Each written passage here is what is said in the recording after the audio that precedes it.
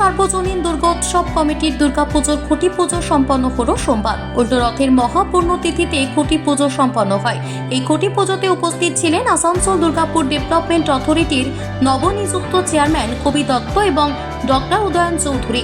একই সঙ্গে উপস্থিত ছিলেন দুর্গাপুর নগর নিগমের দায়িত্বপ্রাপ্ত দীপঙ্কর লাহা। পুজো উদ্যোক্তারা জানান, এবছর তাদের পুজোর থিম পুরনো দিনের হারিয়ে যাওয়ার ডাকঘর।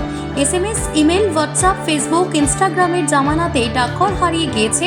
সেই পুরনো স্মৃতিচারণের উদ্দেশ্যেই এই থিম তুলে ধরা হয়েছে। রাজ্যের মেদিনীপুর কাঁথি থেকে মণ্ডপ সজ্জা করতে আসেন শিল্পীরা। মণ্ডপের এবছরের বাজেট প্রায় 35 লক্ষ টাকা।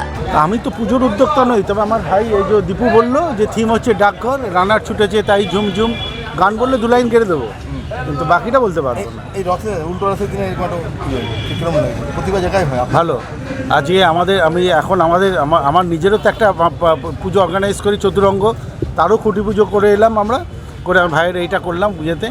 দুটোরই খুব অশেষ সাকসেস আমরা কামনা করি সবাই মিলে। এটা মূলত ডাকঘর। আপনারা জানেন যে বিগত দিনে দুর্গাপুজোকে কেন্দ্র করে গ্রাম বাংলায় ডাকঘরের মাধ্যম দিয়ে চিঠি চাপাটি চালনার মাধ্যমে সমস্ত আত্মীয় স্বজনরা এক জায়গায় একত্রিত হতো, দুর্গাপুজোর আনন্দ উপভোগ করত। কিন্তু আজ সেই ডাকঘর বিলুপ্ত। ডাকঘরের ফাংশন ধীরে ধীরে উঠে গেছে।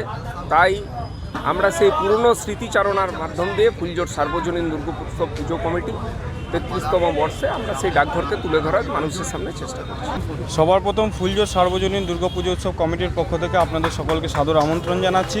আমাদের এটা 33তম বর্ষ এবং এই বছরে আমাদের থিম হচ্ছে ডাকঘর, যার মধ্যে দিয়ে আমরা মানুষের সামনে তুলে ধরতে চলেছি যে আজকের এই SMS, ইমেল, সোশ্যাল মিডিয়ার যুগে যেভাবে হাতে লেখা চিঠিটাকে আস্তে আস্তে মানুষ একটা স্মৃতি করে ফেলেছে, সেইটাকে আমরা মানুষের স্মৃতিতে আবারও ঘুরিয়ে নিয়ে আসার জন্য সকলের মধ্যেখানে আনার চেষ্টা করছি।